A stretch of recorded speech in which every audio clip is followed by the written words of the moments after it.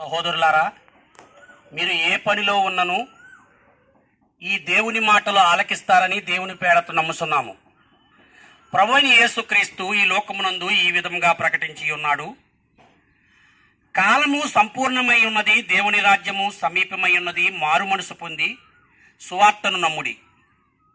ప్రియులారా, మనుషుని రాజ్యము అంతమవుతున్నదని, దేవుని రాజ్యము రానే ఉన్నదని యేసుక్రీస్తు వారు స్పష్టం చేసి ఉన్నారు.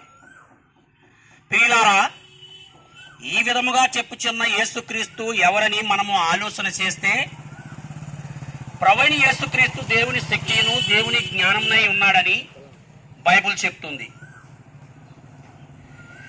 అయితే యేసుక్రీస్తు దైవకుమారుడండి, ఆయన పరలోక రాజ్యములో ఉండుట విడిచిపెట్టకూడని భాగ్యమని ఎంచుకొనగా, ఆయన దాసుని స్వరూపమును ధరించిన వాడే రిక్తునుగాను దీనునుగాను కన్యక గర్భమున దేవుని శక్తి వలన ఈ లోకంలో జన్మించి 33.5 సంవత్సరములు దీవించి మనుషుల మధ్యన మనుషుల చేజాలని అనేక గొప్ప కార్యములను ఆయన చేసి ఆయనలోని దైవత్వమును లోకమునకు బయలుపరిచి ఉన్నాడు.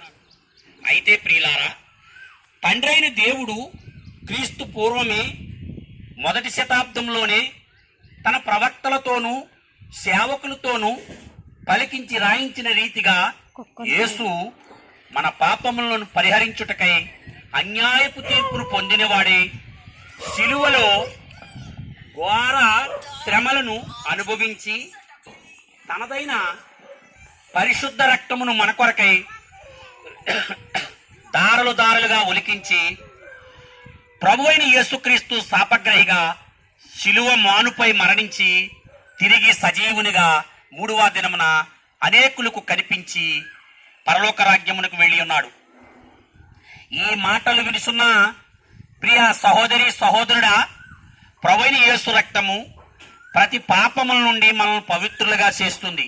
కాబట్టి యేసుక్రీస్తు సర్వమానవాళి విషయమై ఆ యొక్క శిలువలో చేసిన పుణ్యకార్యమును ఎందరైతే విశ్వసిస్తున్నారో, ఎందరైతే ఆయనను తమ సొంత రక్షకునిగాను ప్రభువుగాను దేవునిగాను అంగీకరిస్తున్నారో, వారందరూ పాపరహితులుగా తీర్చబడి దేవునికి కుమారులుగాను పరలోక రాజ్యమునకు హక్కుదారులుగాను తీర్చబడుతున్నారు. కాబట్టి ప్రియులారా, నేడే యేసుని చేరండి.